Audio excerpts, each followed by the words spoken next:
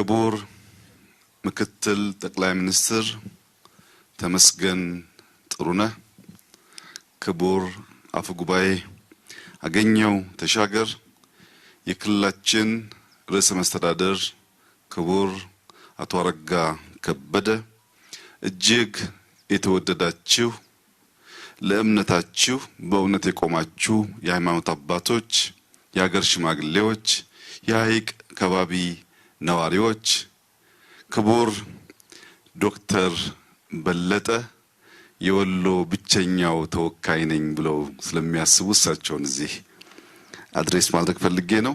ፕሮፌሰር ብርሃኑ ነጋም በእኛ መካከል አሉ። በዚህ ስፍራ የተገኛችሁ ኢትዮጵያውያን በሙሉ ታሪክ ጠገብ፣ ፍቅር አዘል፣ ስራ ወዳድ፣ ሁሉን አቃፊ ወደ ሆነው የኢትዮጵያዊነት መገለጫ ወደ ሆነው ወደ ሐይቅ ወደ ወሎ እንኳን በሰላም መጣችሁ፣ በሰላም አገናኘን ለማለት እወዳለሁ።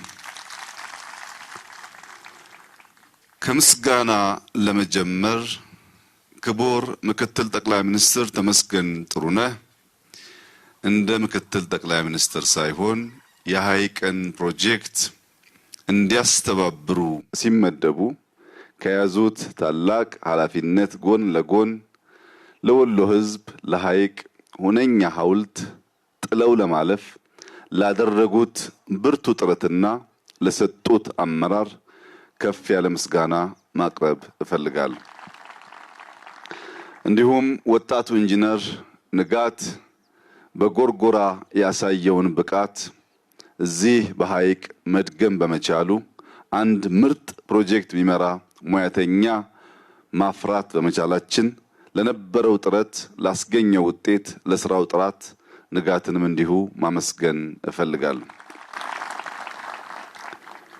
የኢትዮጵያን ነጻነት የኢትዮጵያን ሰላም ለማጽናት በላይ ዘለቀ ከተዋደቀበት ከባቢ የኢትዮጵያን ልማት የኢትዮጵያን ብልጽግና ለማረጋገጥ በላይነህ ክንዴ በመፈጠሩና እንዲህ ለቃሉ ታማኝ ሆኖ ወንድሙ ለሰላም ለነጻነት ያደረገውን ተጋድሎ እሱ ለልማት ለብልጽግና መድገም በመቻሉ በላይነህ ክንዴን እጅግ አድርጌ ማመስገን እፈልጋለሁ።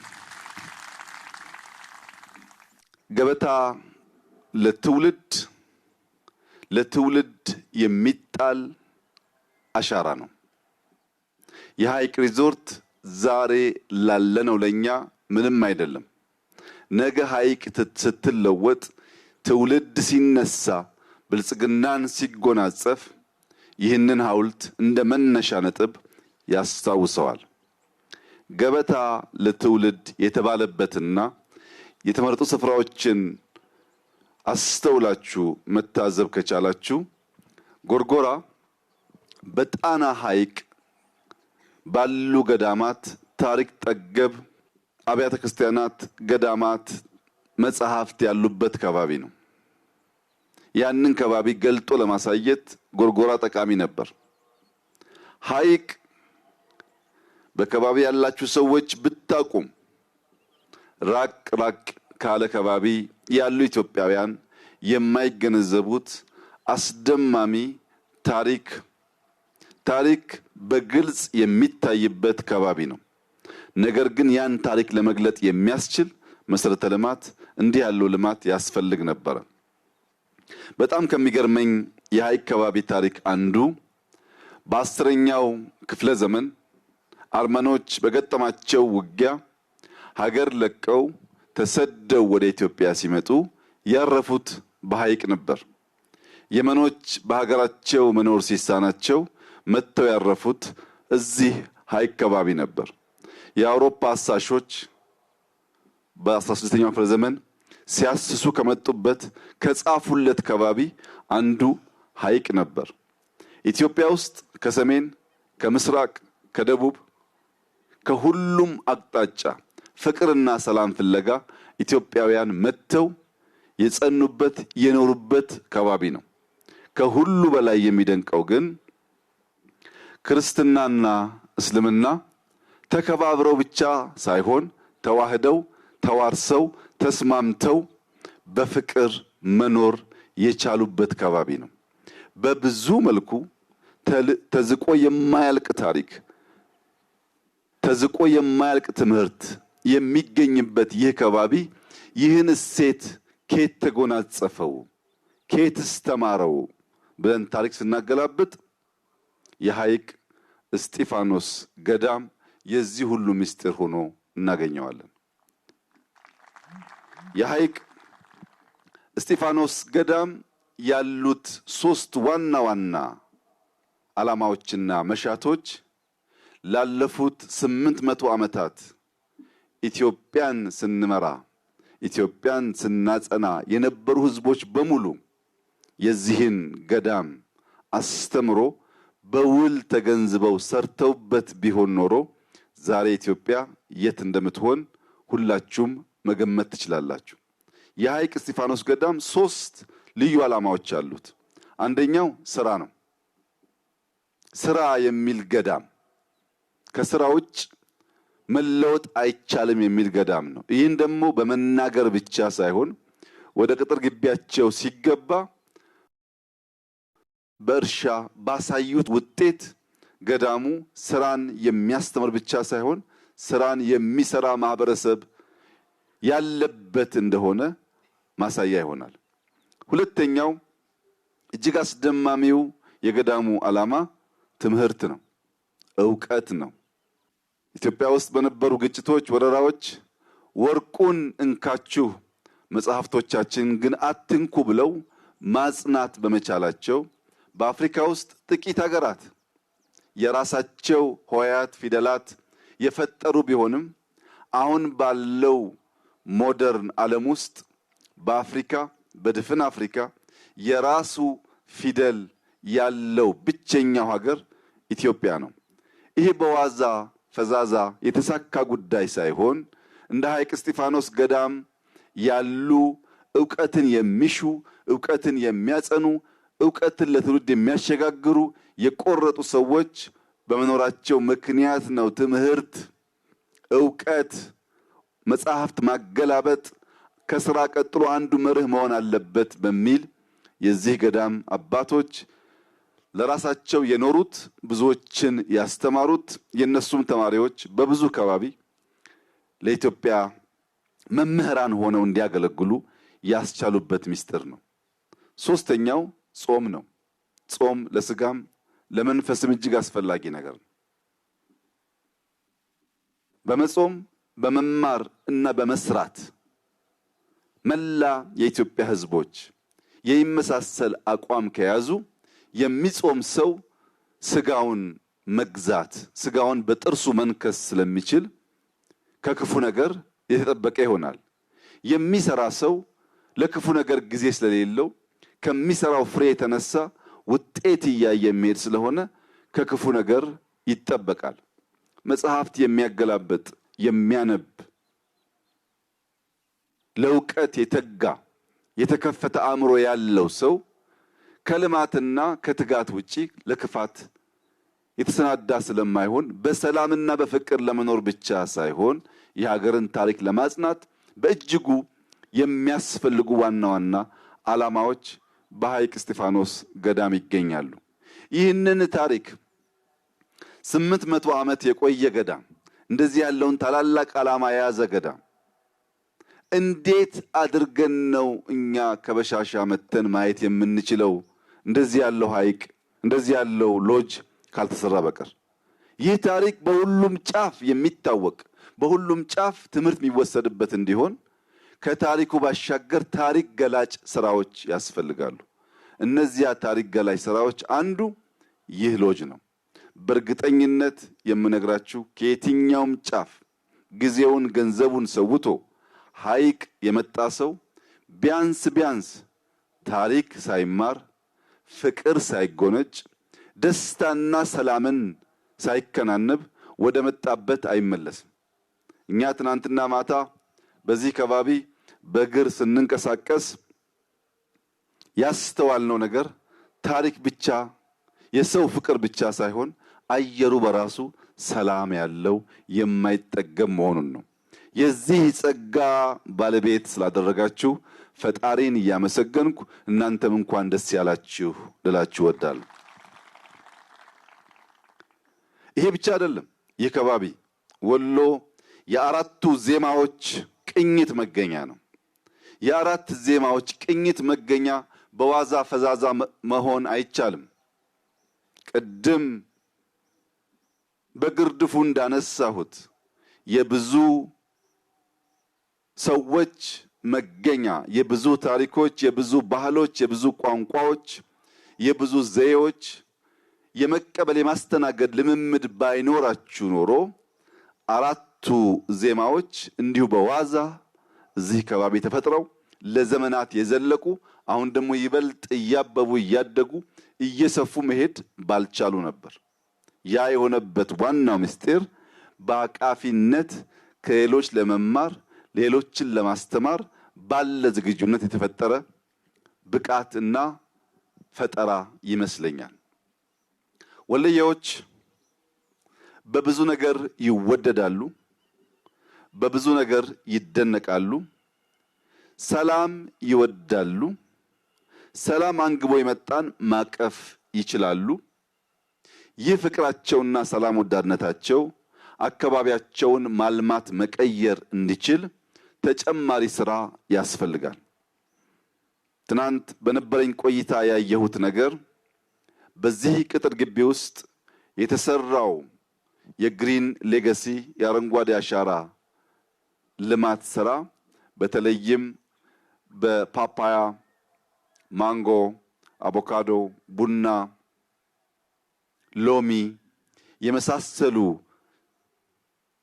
አትክልት የተከሉበት ግቢ መሆኑን ሳይ ዙሪያውን በሙሉ ሐይቅ፣ ለውሃው ቀረብ ያሉ ቤቶች ትንሽ ወደ ኋላ ገፋ አርገን ዙሪያውን በሙሉ ፍሩት ብንተክልበት እዚህ ያሉ ስራ ወዳድ አባቶች የከባቢውን ማህበረሰብ አስተባብረው የክልሉን መንግስት አስተባብረው በሐይቅ ዙሪያ በሙሉ የገጠመ ፍሩት ቢሆን እዚያ ፍሩት ውስጥ ደግሞ መንቀሳቀስ የሚያስችል ወክወይ ቢኖር ከፍሩቱ ራቅ ብለን ከብቶች፣ ዶሮዎች የምናረባበት ከባቢ ቢኖር የዶሮና የከብቱን ተረፈ ምርት ለፍሩቱ ማዳበሪያ እያደረግን ከፍሩቱ የሚተርፈውን ምርት ለከብቶቹ ምግብ እያደረግን ከተፈጥሮ ጋር ብናስማማው ሐይቅ ውብ ግሪን ብቻ ሳትሆን የጥጋብ መንደር ትሆናለች። የጥጋብ መንደር እንድትሆን ፈጣሪ ምን ከለከለን? ለም አፈር፣ ንጹህ ውሃ፣ በስራ የሚያምኑ አባቶች፣ በትብብር የሚያምን ህዝብ በዚህ ስፍራ አለ። ይህንን አስተናስለን አሁን በሰራነው ሳንረካ ቀጣዩን ምዕራፍ በጋራ ብንጀምር ሐይቅ ለብዙዎች የታሪክ ብቻ ሳይሆን የውበት መገኛ ስለምትሆን ለሐይቅ እስጢፋኖስ አባቶች፣ ለሼኮች ያለኝ መልእክት የከባቢው ህዝብ እናንተን ስለሚሰማ አናስተኛው። ጥቂት ተኝቶ ብዙ የሚሰራ ቢሆን ለልጆቹ የለማ ያማረ የተተፈረፈን ከባቢ ጥሎ ማለፍ ስለሚችል መንግስት በሁሉም በሚቻለው መስክ ከጎናችሁ ይሆናል። ይህንን ከባቢ ቢያንስ በፍሩትና በከብት በመቀየር የጥጋብ ምልክት ለማድረግ ተባብረን በጋራ እንድንሰራ ይህ ፕሮጀክት የተሰራው በገበታ ለትውልድ የግሉ ባለሀብት መንግስትን አምኖ ባዋጣው ገንዘብ ነው። በላይነህ ክንዴ ከከፈልነው ከጠየቅነው አሻግሮና አስበልጦ ለህዝቡ መስራት ችሏል። በዚህም ምክንያት የለፋበት የደከመበት የሚወደው ማህበረሰብ ስለሆነ ይህንን ሪዞርት ራሱ በላይነህ ክንዴ እንዲያስተዳድረው የተወሰነ ሲሆን ከዚህ ከሚወደው ህዝብ ካከበረው ህዝብ ጋር በመተባበር ከክልላችን ርዕሰ መስተዳድር ጋር በመሆን በሚቀጥለው ጊዜ ስመለስ ሐይቅ ዙሪያ ከጫፍ ጫፍ በፍሩት ተከቦ ግማሹ ጊዜያችንን የሐይቅን ዙሪያ ፍሩት በማየት እንድናሳልፍ ያ እስኪሆን ድረስ በመኪና ከመጣው አልፌ ወልዲያ፣ በአየር ከመጣው ወደ ደሴ አልፌ እንጂ እዚች ቦታ እንደማልደርስ ከወዲሁ እያረጋገጥኩ የተሰራችው ስራ ትንሽዬ ናት፣ አትበቃንም። ለሐይቅ እቺ ሪዞርት አትበቃም። መሰራቱን እናመሰግናለን፣ መሰራቱን እናደንቃለን፣ የተሰራን አንክድም። ግን ወደ ዋናው ፍላጎታችን ለመጓዝ ያለንን መሻት የሚያስቀር ደግሞ እንዲሆን አንፈልግም። ዋናው ፍላጎታችን የተለወጠ ሐይቅ ማየት እንጂ አንዲት ህንፃ ሐይቅ ላይ ማየት አይደለም። እቺን ህንፃ እኔ አልንቃትም። ምክንያቱም በዚህ መንደር ያሉ እህቶቻችን ከዚህ ቀደም ወደ ሳውዲ ወደ ዩኤኢ ስራ ፍለጋ ሲሄዱ እና እንዲህ ያለውን ህንፃ ሲያዩ በእነሱ ሀገር ያልተለመደ የማይቻል በሰው ሀገር ግን ህንፃ፣ መብራት እንደዚህ የሚያምር መስክ ያለ አድርገው ስለሚያስቡ ሀገራቸው ያነሰች የሄዱበት ደግሞ የተሻለ ይመስላቸዋል። ዛሬ ግን ከዚህ ስፍራ ለስራ ወይ ለትምህርት የወጣ አንድ ሰው ቢኖር በሄደበት አገር መሰል ህንፃ ቢያይ አይ እኛም አገር እኮ የሚያምር መስክ አለ፣ እኛም አገር እኮ ለሪዞርት ለሆቴል የሚሆን ጽዱ ስፍራ አለ ብሎ የሚያስብ ያደርገዋል። ከሰው የተስተካከለ እሳቤና ልበ ሙሉነት እንዲላበስ ያደርገዋል። ከሰው ማነስ ደህነት ክፉ በሽታ ነው። ደህነት በውጭ የሚታይ ብቻ ሳይሆን በልብ የሚረገዝ ተሸክመነው የምንሄድ ጉዳይ ነው። በልባቸው ድሃ የሆኑ በአእምሯቸው ድሃ የሆኑ ሰዎች ቢያዩ እንኳን ማየት አይችሉም። የልብ ስብራትን ለመጠገን ልጆች መልካም ነገር እንዲያዩ መልካም ነገር እያዩ እንዲያድጉ ማድረግ በእጅጉ አስፈላጊ ነው። ዛሬ ይህ ድንቅ ስራ ለሐይቅ መነሻ ሆኖ ከገዳሙ ከታሪኩ ጋር ተዋህዶ ብዙ ልማቶች አምጥቶ ከዘመናት በኋላ ልጆቻችን ይህንን ጊዜ እያወሱና እያስታወሱ አንድ ቀን መልካም ጡብ መልካም መሰረት በመጣሉ ከባቢያችን ተቀየረ ብለው የሚያወሱበት የሚያመሰግኑበት ዘመን ይመጣል። እኔ ዛሬ እናንተ ፊት ለፊት ቆሜ የዛሬ 800 ዓመት ገደማ የተፈጠረ ገዳም ካልኩ ከ100 ዓመት በኋላ ልጆቻችን በምን እንደሚያወሱን ማሰብ የሚያስቸግር አይሆንም። በመልካም ለመወሳት ልክ እንደ ሐይቅ እስጢፋኖስ ገዳም መልካም መልካሙን ሰርቶ መልካም መልካሙን አስተምሮ ማለፍ በእጅጉ የሚያስፈልግ ይሆናል። ክቡራትና ክቡራን፣ ኢትዮጵያ እንደ ወሎዬ ናት። ወሎዬ በፍቅር ሲመጡበት አርሂቡ ብሎ እጁን ዘርግቶ በፈገግታ መቀበል ይችላል። ነገር ግን ወሎዬ በጸብ ሲመጡበት አጋለይ ይላል። ጸብን አንፈልግም፣ ጸብን አንሻም። ጸብ ከልማት ጸብ ከብልጽግና ያስተጓጉላል፣ ጉዟችንን ያራዝማል። ምንፈልገው እንደወሎዬ በፍቅር የመጣውን አርሂቡ ብለን እጃችን ዘርግተን ስቀን በፈገግታ መቀበል ማጉረስ ነው። ነገር ግን ኢትዮጵያውያንንና ደማችን ውስጥ አለና በጸብ ከመጡብን ደግሞ አጋለይ እንደወለየ ማለታችን አይቀሬ ነው። በዚህም ምክንያት ጠላቶቻችን ስንስቅና ስንሰራ የደማችን ክፋይ ነውና ለአርሂቡ ዝግጁ መሆናችንን እንድታቁ፣ ስንጎነተልና ስንነካካ ደግሞ ኢትዮጵያውያንንና አጋለይ ማለት እንደምናቅበት እንድትገነዘቡ ከዚህ ሰላም ወዳድ ሕዝብ ፊት በመሆን መልእክት እያስተላለፍኩ ወሎዬዎች፣ የሐይቅ ሰዎች፣ ፈገግታ የማይለያችሁ ፍቅር የተሞላችሁ ሁሉም በማቀፍ የምትታወቁ እቺ ጅምር ስራ መልካም ጅማሮ ነችና ተባብረን እናስፋት። ያማረ የበለጸገ ወሎዬን በጋራ እንፍጠር። የሚሰደዱ ልጆች በሀገራችን ቀርተው የሚሰሩ እናድርግ።